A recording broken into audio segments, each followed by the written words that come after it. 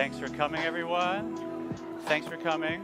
We're going to start in just a couple minutes. So if you want to please take something delicious to eat, grab a drink, and grab a seat. We're going to start in just a couple minutes. Thanks for coming. So it kind of works like that.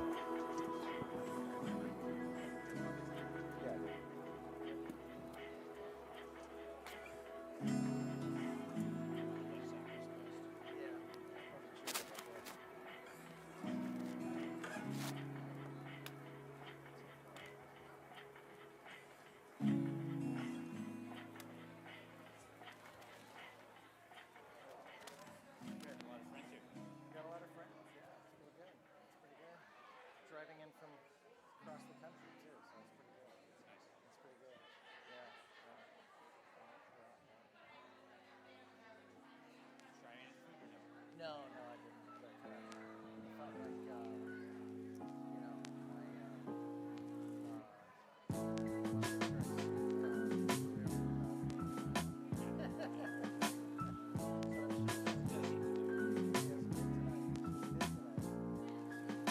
No, I know. Thanks for coming. Nina was kind enough to help out on this JTS thing we did last night.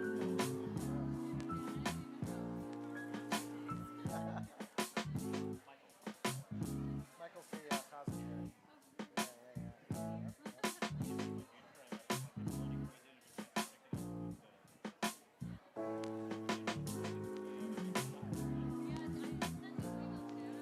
Oh, I didn't see it yet.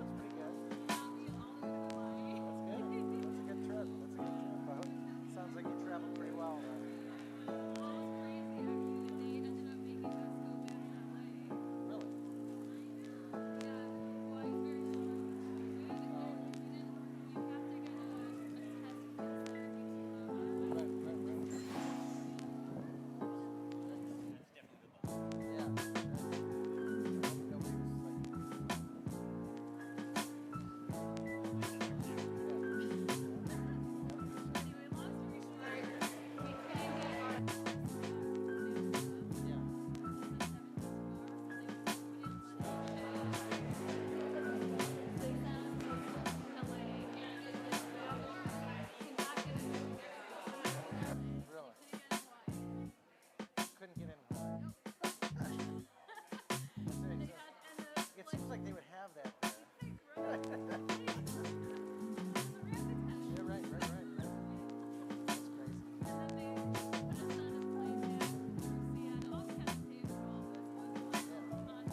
That's crazy.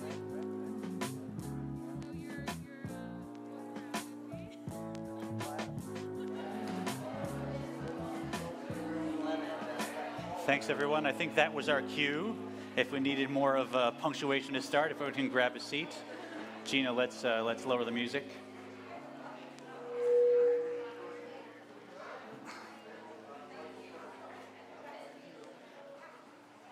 Welcome, everyone.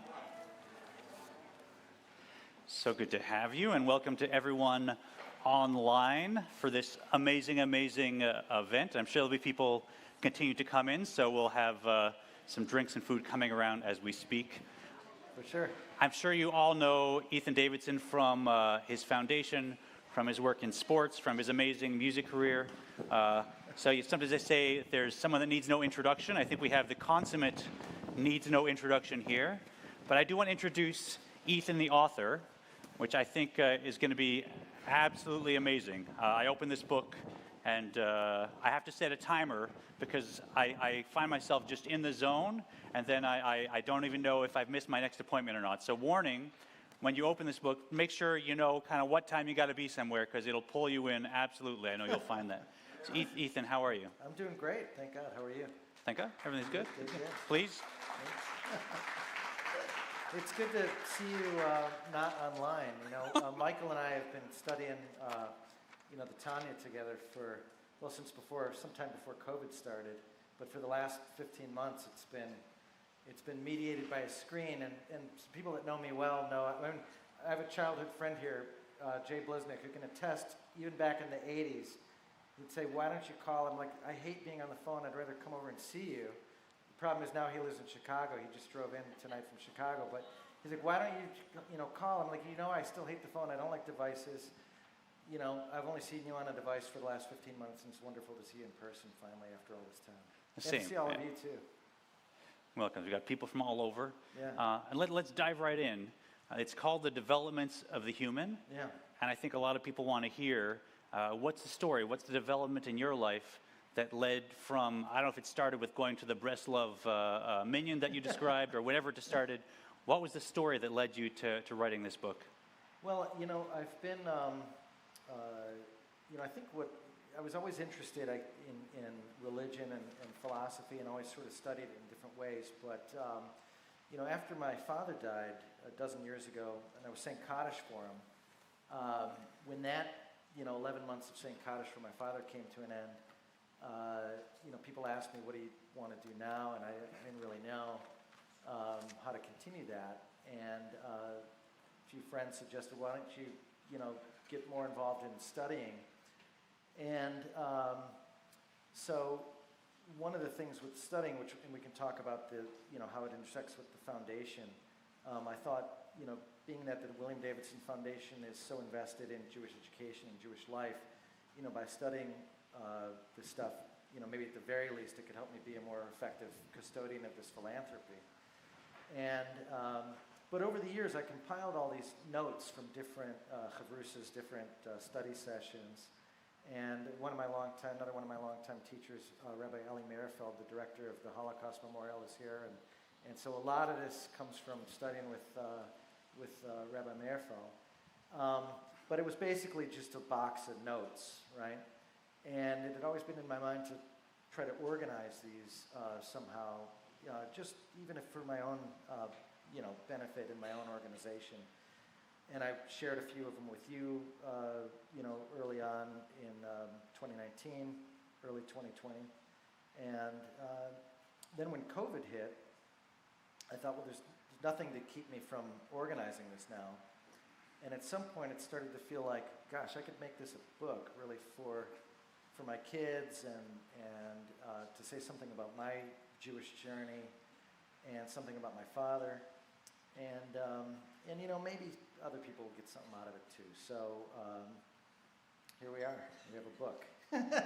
I think you've really succeeded. I've been really enjoying, and I think this is more than just a book. I think it's really an addition to Jewish thought, and I'm excited to have everyone here read it and see. It reads pretty elegantly and simply, like a series of notes, but knowing you and seeing how you take notes and how you think, when I read it, I sense there's so much more, and I get there's so much more. So it really, to me, holds together as an addition to Jewish thought so beautifully. Well, thank you. I wanted to not write a big academic piece on any of these, so it's a bit of a non-traditional writing style, I think. So I guess be prepared for that. Yes, I think it's like Walt Whitman maybe meets Soloveitchik meets Rumi. Yeah. But like you tie it all together with absolutely the heart of an artist. Like you're always coming through in every piece. Yeah. So why don't we dive in? Sure. The first reading is reading Rosenzweig, right? Reading a Rosenzweig letter, page.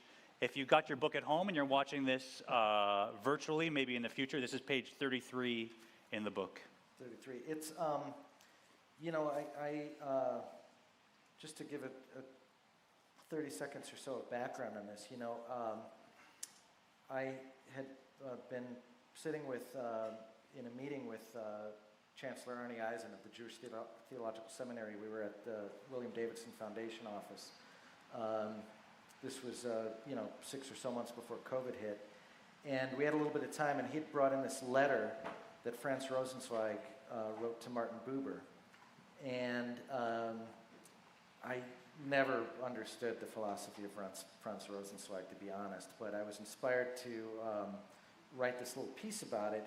And of course, Chancellor Eisen sort of, has walked me through Rosenzweig's philosophy a little bit. So here's this piece. It's called Rosenzweig, Buber, Soloveitchik and the Road.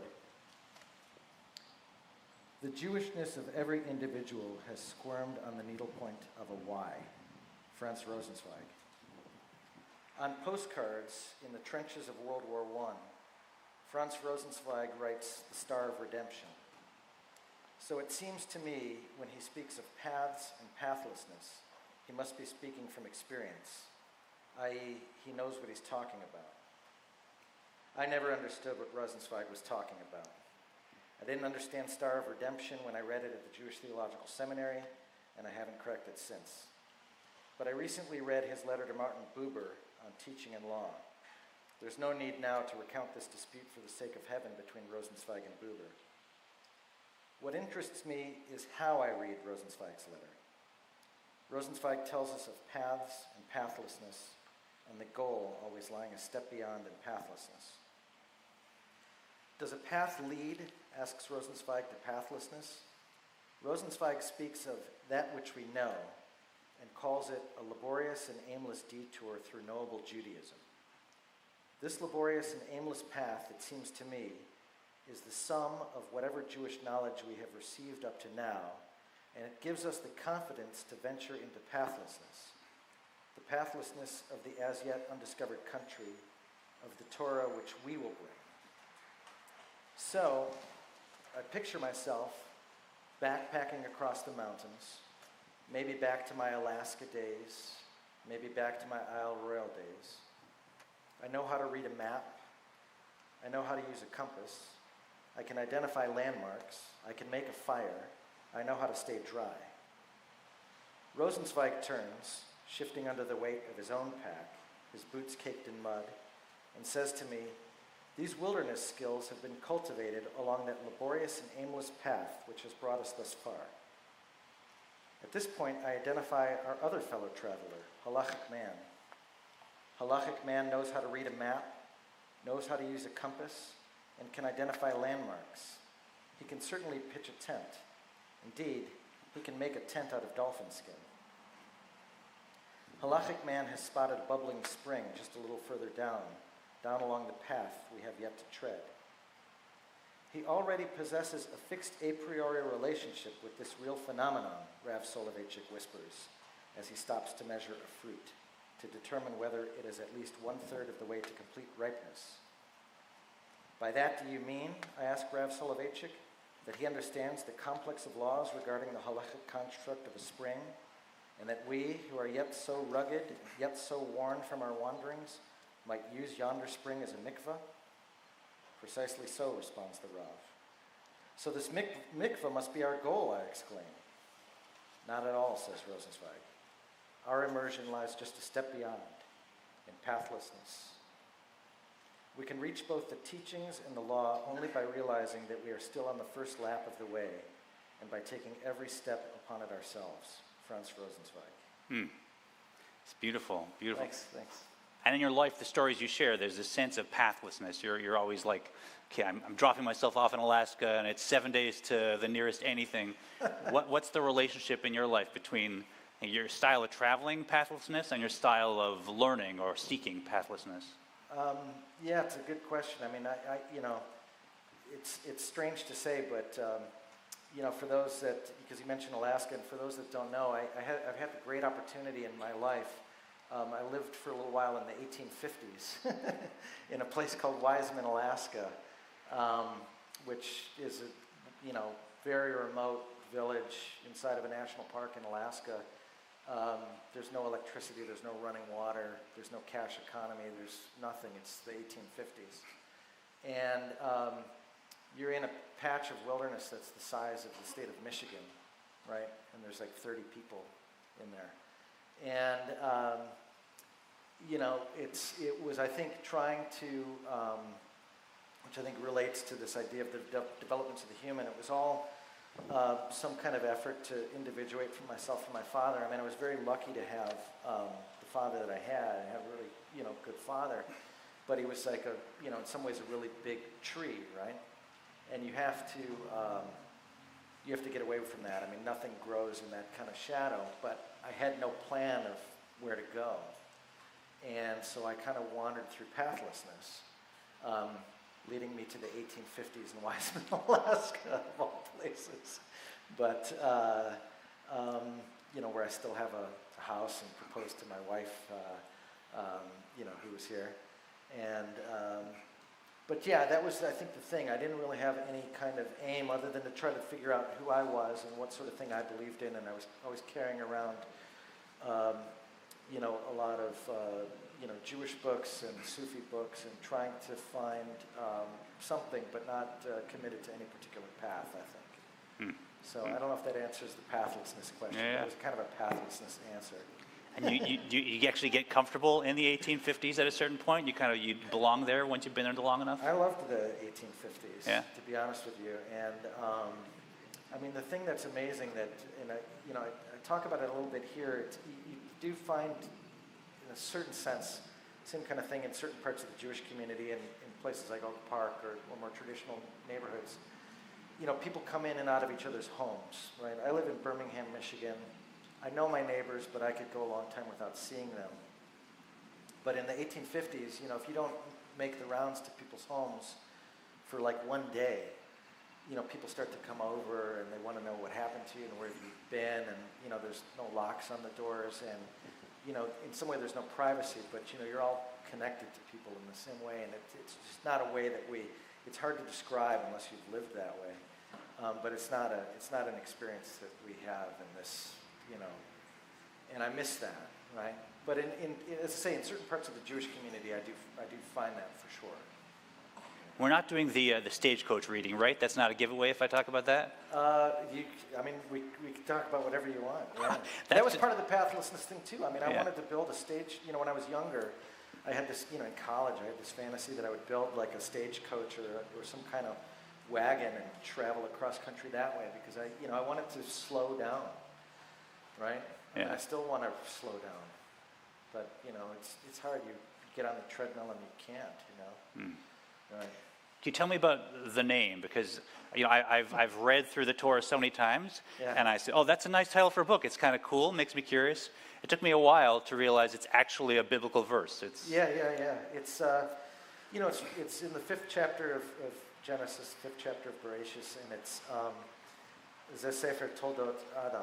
You know, these are the generations of Adam. But you know, I'm a big fan of Rabbi Samson Raphael Hirsch, who, you know, was in Germany in the 1850s, and he played with words and translations in a different way. He brought, you know, studying him, I learned, you know, new dimensions to words. And so Toldos, he referred to it not really as generations, but as developments.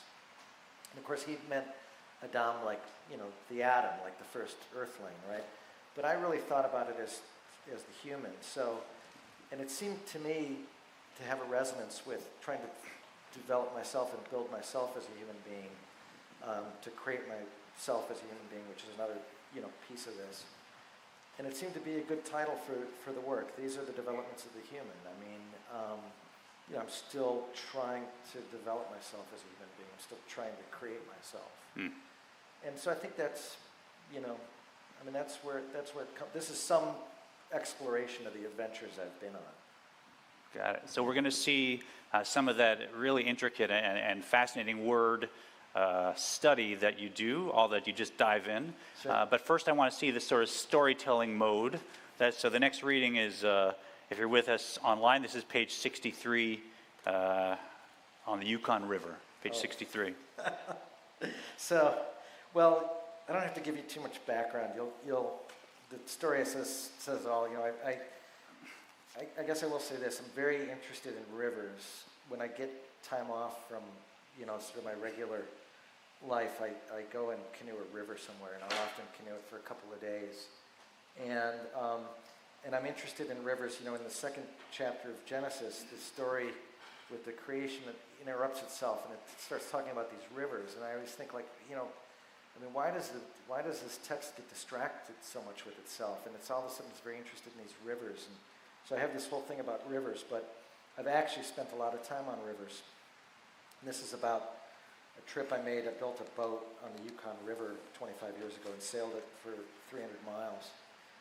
So this is Yukon River. We built a catamaran and sailed it 300 miles down the Yukon River. 2 aluminum canoes, 4 long 2x4s, 6 small square planks as hatch covers, 1 long rectangular plank as a main deck, typical Alaskan blue tarp for a sail. 4 of us, 15 days, circle Alaska to the bridge. The first 2 days, Michael joined us, not this Michael, but a Michael that actually looked a lot like you.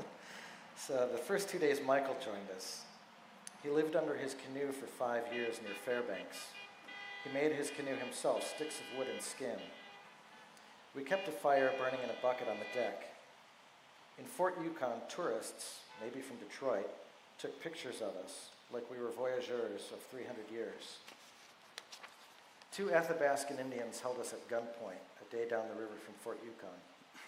2 of them with 6 serious rifles in a homemade motorboat, and 4 of us with our single shotgun. One asked us for hooks, for smoke, and for whiskey in a strong Athabascan accent. The other one spoke no English. We told them that we had none.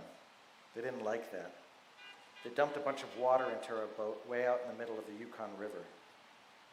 The one with no English, very thin, a thin black sheen, East Siberian mustache, Khan, stood with a rifle, drew a bead on us. I froze like 1,000 centuries. The other Athabascan, we are the law here. We do what we want. We are from Venatai. No one will ever find you. And then the one like Khan sat down, put his rifle away. They gassed their boat and sped off. We camped that night deep in a swamp, hiding out a ways up the Venatai River. We drank the rest of our whiskey, slept in the water. In the morning, we were surrounded by 1,000 trumpeter swans. Spent the next day long-lining the catamaran through the backwaters of Crazy Slough. Didn't see any humans for the next week. Came to a temporarily abandoned Athabascan fish camp, graffiti on the wall, from a group of 10 Germans. They started in Inuvik, Northwest Territories, cut down a bunch of trees somewhere, built a giant boat, sailed it up the Mackenzie River to the Peel River, carried the boat up over the mountains, dropped it into the Porcupine River, floated all the way down to the Yukon River, wrote the whole story on this wall of this shack at this seasonal Athabascan fish camp, and were planning to sail the rest of the way to the Bering Sea, a trip of thousands of miles. We were a bit deflated and impressed. A day up from the village of Beaver, a homemade motorboat full of Inuit, adults and children, blazed past us.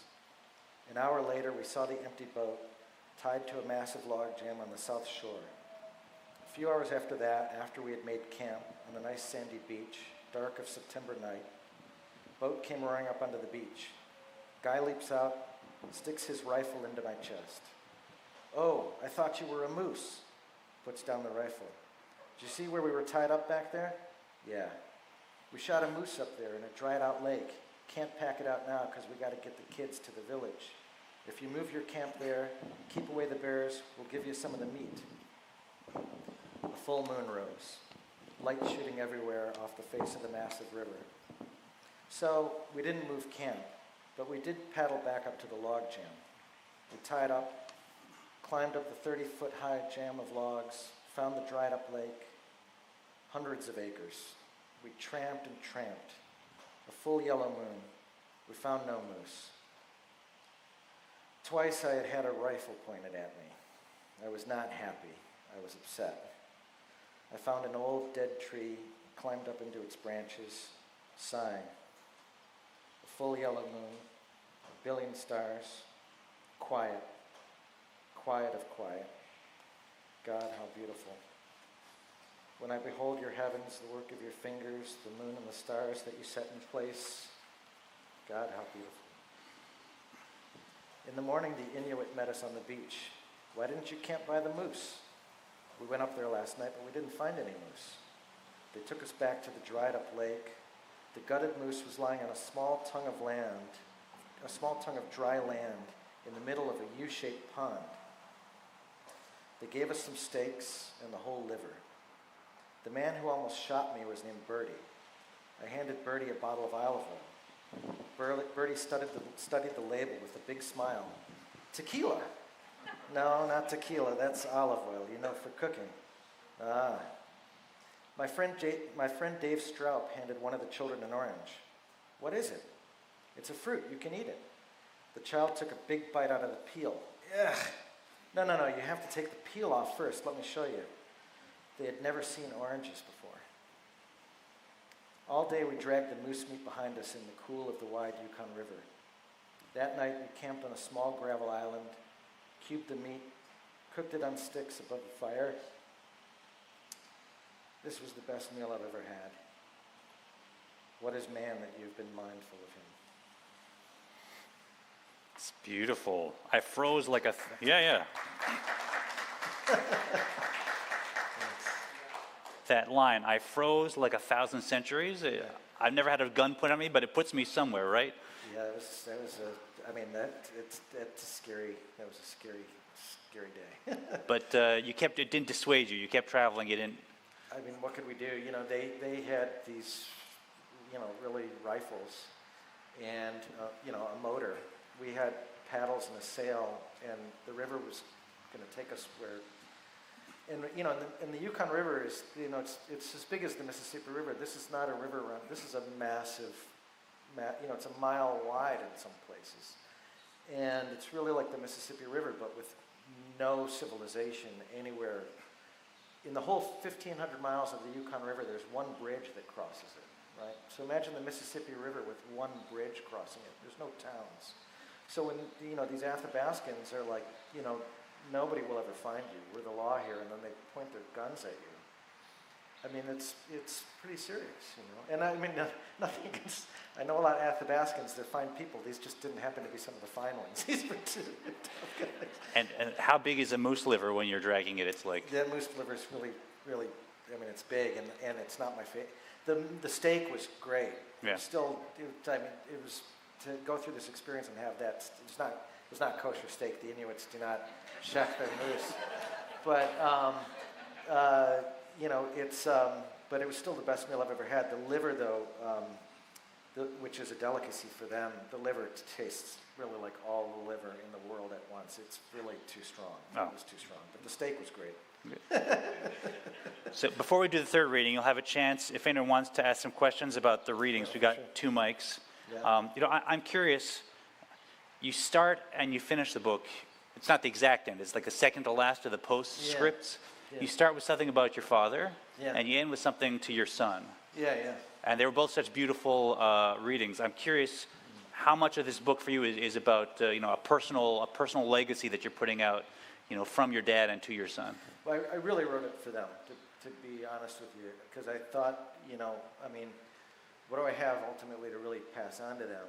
And, I say somewhere in here that this, tradition we've inherited, this Jewish tradition is really the only, durable good. I mean,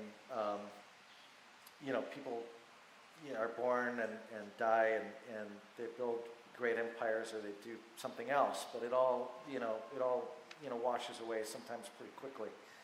And I've seen that with people that have built, these incredible businesses and then they're gone. So, what can I pass on to my kids? And I thought, well, I could pass this on to them. And it's actually the reason why I chose to write it under my own name, because for a while I thought, well, if I give it to other people, I might like to have it under a different name. It's not about, me or promoting myself, but I thought if my kids or my grandkids see a book with somebody else's name on it, they might not read it.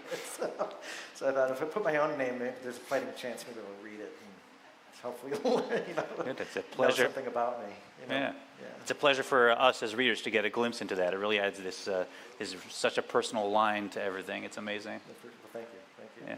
That's the idea. So there's one more reading where we get more into the Jewish philosophy, Sure. Hasidic thought, and all this. You'll see there's a lot of examining words, playing with words. This is on page 159. Israel is a process. Oh, yeah. That reading. Yeah, for sure. I mean, this is I mean, I think, again, the piece says it all, so we'll go through it. It's it's a thing that will probably take some time for people to look at it a couple times and understand what I'm talking about here. But, Israel, and by Israel, I don't mean political Israel, the country. To me, I'm talking about Israel as, kinetic Israel. Israel is a process of struggle. It's a process of wrestling with yourself, or wrestling with, God, or wrestling with the text, or wrestling with whatever. But I mean, it's like that, the unexamined life is not worth living, right? So Israel is the verb that describes the examined life. So Israel is a process, Israel is an action, Israel is a verb. Among other things, Israel describes our inner struggles, as well as perhaps the way we wrestle with Torah. Rashi comments on the very first words in Torah, in the beginning. This verse says nothing but, do a drash on me, expound me. Could we not say the same of the entire Torah? Indeed, does Rashi not find that the text demands it of us? Do we not find that the text demands it of us, the children of Israel? Israel shall be your name, Genesis 35:10. Why? Why should Israel be my name? Because you sarita with Elohim, and you will be able. Sarita, from the root sara, to persist, to exert oneself, to persevere, to struggle, to wrestle. Compare Israel. Look at the verb Sarah, and yes, it's also the name Sarah, the mother of all the Jews. Now specifically consider these conjugations. Sarita, you wrestled. Isre, he will wrestle. Isru, they will wrestle. There's a tension here. On the one hand, the verse says, because Sarita, because you wrestled. And yet the name given is Israel, which is rather like Isra, he will wrestle, or Isru, they will wrestle. As if to say, you wrestled previously, and he, your child, or they, your children, will come to wrestle. Wrestle with what? Wrestle with whom? Because you wrestled with Elohim, that is, because you wrestled with El, because you wrestled with God, Israel, and Isruel, Israel. In other words, you will be called, he will wrestle, they will wrestle, your children will wrestle. Now, Yaakov wrestles at night, in the dark. Adalot hashachar. He wrestles towards the lifting of the blackness. What would it mean? Yaakov will be left alone, levado, and he will struggle, ye'avek, man with him, until the lifting of the blackness. Very peculiar, very difficult to understand. Okay, first, until the lifting of the blackness. To paraphrase Hirsch, until night is lifted from the earth, Yaakov will have to wrestle until clarity, until boker, until such time as Yaakov can distinguish one thing from another, until pure conscious awareness, until pure wakefulness is realized. Yaakov will continue to wrestle, tangled in the dust. Tangled in the dust? And he will struggle, ye'avek, lehe'avek, to struggle, to wrestle, to get dusty. Compare avak, dust. Thus, and he will struggle, and he will get dusty. Menachem ben Saruk, a man became dusted. Rashi, he became bound up. Ramban, he became entangled in dust. Man became entangled in dust? Man will become entangled in dust? The Zohar teaches, avak rules in exile. Avak is like nighttime. Dust is exile. Dust is nighttime. Zohar, it is dark. Avak rules over Israel. We are thrown to the earth until light appears and daylight shines. We wrestle in the dark, we wrestle in the dust, until the lifting of the blackness, until the lifting of the dust, until daylight shines, and we can distinguish one thing from another. So Yaakov wrestles. Yaakov wrestles in the dark night of his soul. Rabbi Jonathan Sachs, it was Yaakov's inner battle with existential truth. Rav Ashlag speaks of the work of confronting our internal demons and negative traits. So I wrestle, I have wrestled, and I will wrestle, tangled in the dust of the dark corners of my heart, until I can lift it, and now I wrestle with God. But God, you make darkness, and it is night. This refers to this world, which is like the night. Yes, answers God, I form Or, and I create Choshech. I make Shalom, and I create Ra. I create the Ra inclination, Yetzer Hara. And I created Torah as its antidote. For wisdom is superior to foolishness, as light is superior to darkness. So I wrestle in the dark dust of my soul. Can I elevate even the avak? In the dark night of this soul, can I elevate even the dust, the blackness with which I am entangled? Chulin 91a. The verse concerning Yaakov's wrestling teaches that they raised dust even unto the throne of glory. This is a process. This is the process. Every night I am entangled.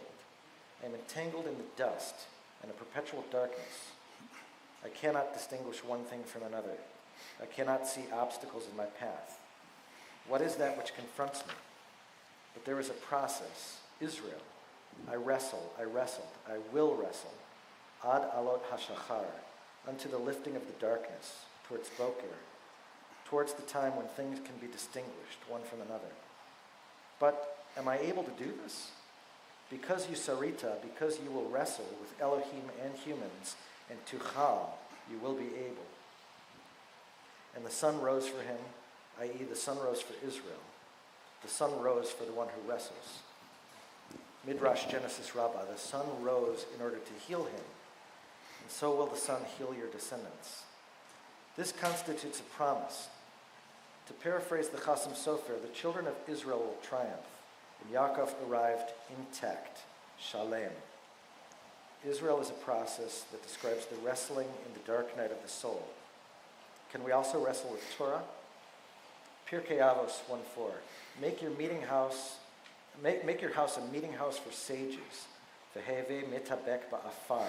Wrestle in the dust of their feet, and thirstily drink their words. For whoever engages Torah, mitale, becomes elevated. Israel is not a stasis. Israel is a kinesis. Kinetic Israel. Rashi, expound me. So, and after all these pieces, I know that's a lot of information there, but after all these pieces, you see that there's notes written in, an academic, more academic style that can explain what I'm trying to get across there. I see. So that's, Yeah. You go so deep into a single word, into Yisrael. Is that something, that ability to dive, or that interest in diving so deep into a word to expound it, is that something that started with Jewish studies, or when you're academically you studied Turkish, right? I studied Turkish in graduate school. I was working on a degree in a graduate degree in Islamic law and in modern Islamic political movements, and I studied Turkish at that point. But I was always interested in language, and I was interested in I went to day school as a kid, and I was familiar with Hebrew, but I was always interested in the way different languages work to create ideas. And Hebrew is Turkish is its own crazy language, but but Hebrew, especially the letters starting out as really pictograms before they developed into phonograms, is its whole other interesting story. And there's layers of meaning there that I really like to play with. I think Hirsch, Rav Hirsch, really, his thought guided me in that. But I like to as you can see, I kind of take up the text and rip it up into tiny little pieces to the to the level of just the letters sometimes. And I don't mean to offend any rabbis. They're not actually physically tearing the text. Metaphorically tearing up the text, throwing it up into the air. It's like a very George Martin approach to. There's like a collage visual aspect when you're reading. This one has some of it, but some of them are now all over the page, and words and dots. So that you'll see when you're reading that there's very much a visual approach. Yeah, for sure. Yeah, that was another thing. I looked at the page, I have an opportunity to express the thought by where the words are laid out on the page. It's like word painting, and it's a bit maybe jazz or something like that. But it's there's other ways to express the idea. If I can play around with the margins or where the words are, or how much blank space there is. And so one last question for me, and Gina, if we can move the mics out for people who have any questions afterwards. Reading through this, I'm not sure people realize how many really Torah innovations there are.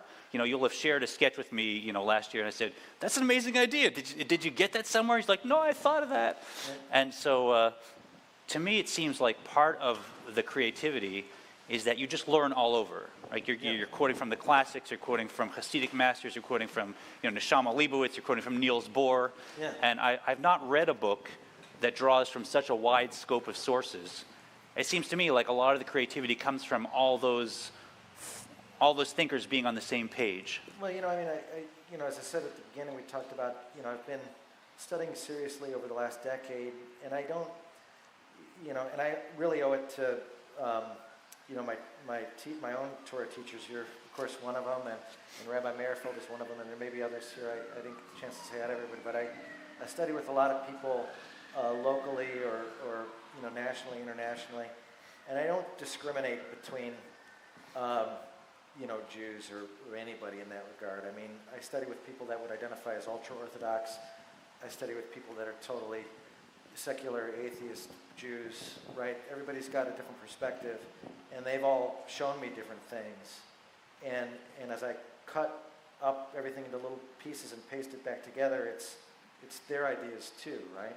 And then sometimes, if I'm lucky, I get my own idea in there. But it's because I'm really, lucky to study. I mean, there's talk about Partners in Torah, which is a local program here that has a lot of amazing teachers. But it's they show me things. Right? You show me things. Beautiful, beautiful. It comes across amazingly here. If anyone has any questions, please come up to the mic. We'd love to just take a free from the audience if anyone is curious. And afterwards, we're going to have a chance to have a complimentary copy of the book, and Ethan will be at this table to sign, so you can just form a line and head and have a few words if you're not as he signs your book.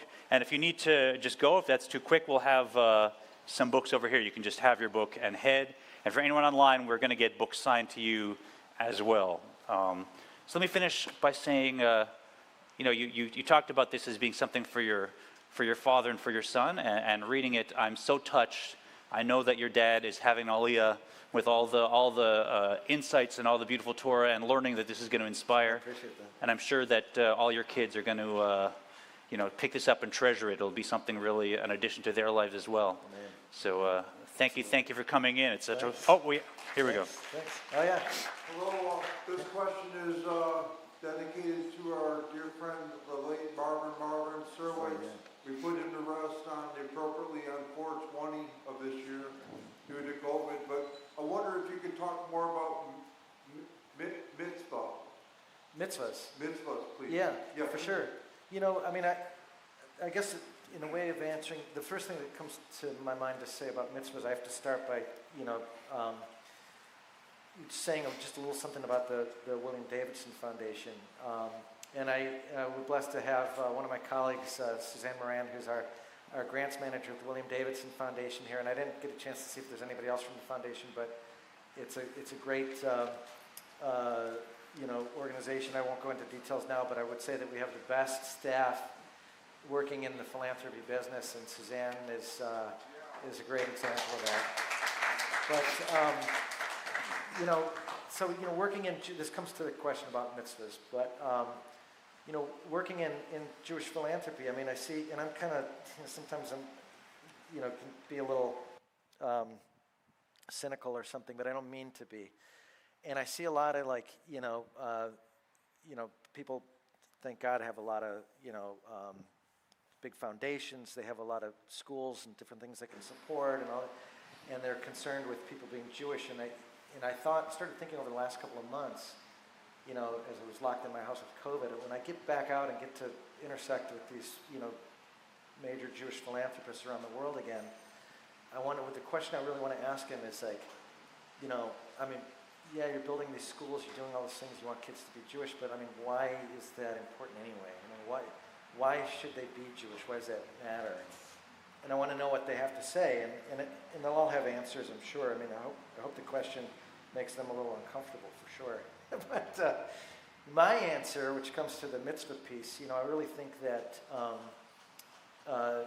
Jews have a mission, which really applies, I think, to all humanity, to ultimately to make a space for God in this world. I mean, however you conceive of him or her or it or whatever it is, God says, build for me a mikdash, make a space for me in this world, right? And that's, I think, that's really the mission. Okay, so now, well, how do we do that? And I think the framework of mitzvahs is really the Jewish way of getting towards making that space for God. Ultimately, the thing is, the mikdash that we're building, the space for God we're building, is in our hearts. So God says, circumcise the foreskin of your heart, and I will circumcise the foreskin of your heart. If you take the first step to open your heart up, then God will meet you there and come and go the rest of the way. But how do you do that? Well, you do that basically through the mitzvahs and learning about them and figuring out how to do the mitzvahs and what resonates with you. And that's, at least from a Jewish perspective, that's sort of my answer on mitzvahs. I don't know if that's a good answer or not, but that's my answer. All right. Beautiful compass bearing. Go ahead. Hey, Karen. I especially loved your reading from the Yukon, and thanks. I realized that's probably from 25 years ago or more. It's from a long time. So I'm wondering, how old were you when you began journaling, and is it something you still do? Well, I was never good about it, to be honest with you. I was never consistent with it, but I did it on and off for a while, and I at that time, when I first went to Alaska, I was really dedicated to journaling, and I actually wrote a book back then, which Jay remembers from those days back in the 90s, and I really documented like every minute for like a year, and it was a book that I just shared with friends and I shared with my father, and I decided ultimately never to sort of put it out there in any kind of big way, but that was like my most intense part of journaling, and I did go back to it when I was doing this, and I picked out, that book is like that, and the pieces that I picked from it ultimately were like that, worked their way, and so I finally figured out how to edit something. But that was my most, let's say, robust journaling period. But no, I need to be better at it for sure, But thank you, Karen. Thanks. Thanks, Ethan. It's good to see you.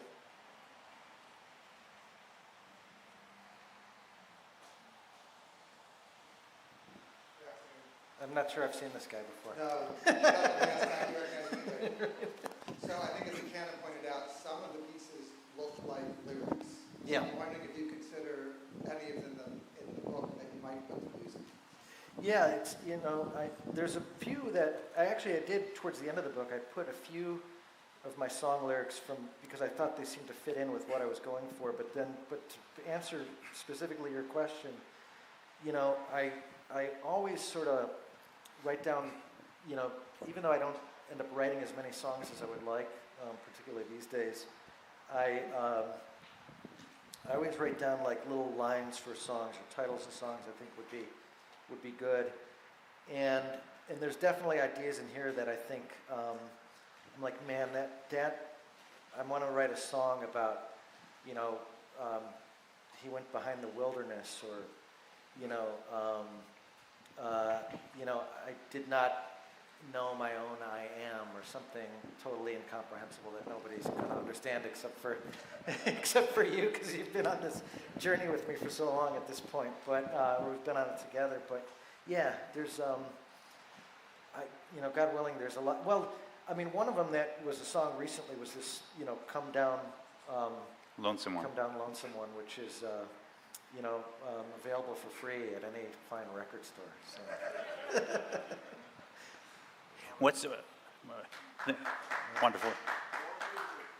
More Beautiful. music. Oh, Beautiful. Thank you for coming to one of really the most remarkable and inspiring people I've met. It's such a pleasure to get a glimpse into how you learn, how you write, and thank you for coming. Please give a round of applause. Sure. Thanks. Well, thank you. But Thank you. she'll have a chance to grab a book. Please come by the table, and thanks everyone for coming. Enjoy a little more wine. Absolutely.